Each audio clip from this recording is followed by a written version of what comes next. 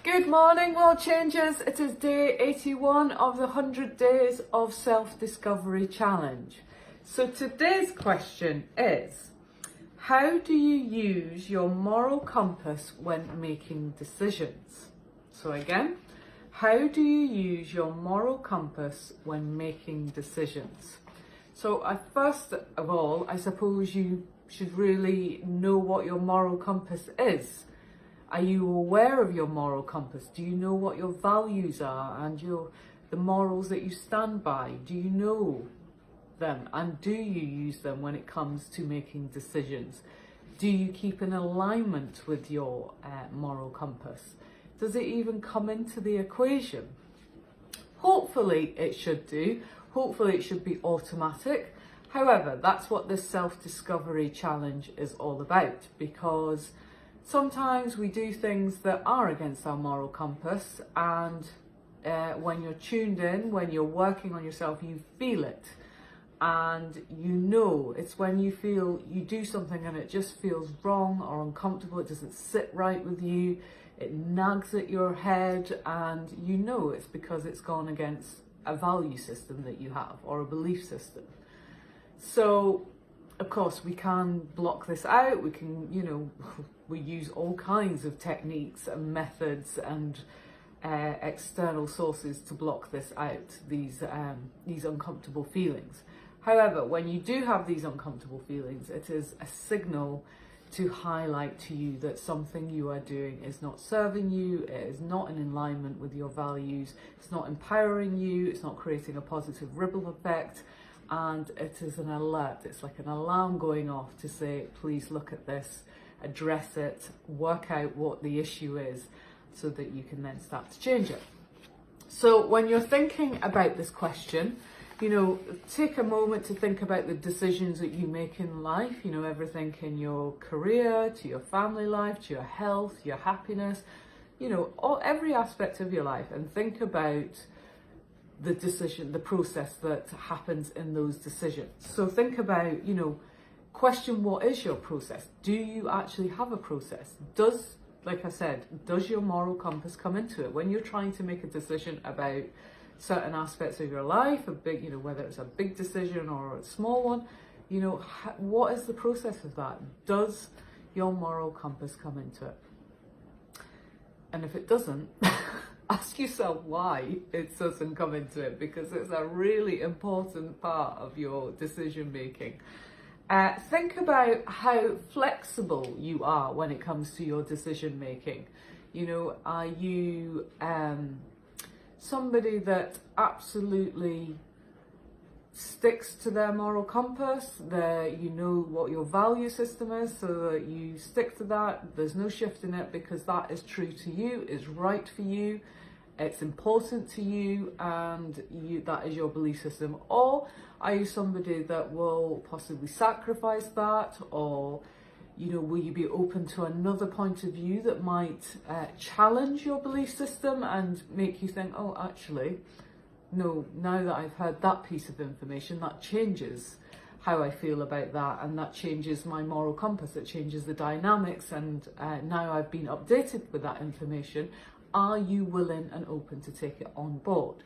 And this is about taking on information and updating your moral compass when it is right for you, not about people pleasing, sacrificing yourself, or going against what is true for you. This is about you learning something new, because this has happened to me, God, loads of times. I've had a belief system and somebody's offered another point of view or more evidence, or latest research has come out, and I've completely done a 360 and thought, no, that's no longer right for me, and this, as a result, I'm going to change that so it's in alignment with my core values. And think about what is the most important part of your process when it comes to your decision-making process. What's the key part? Is it sitting with your being true to your core values, being true to your moral compass and not going against that?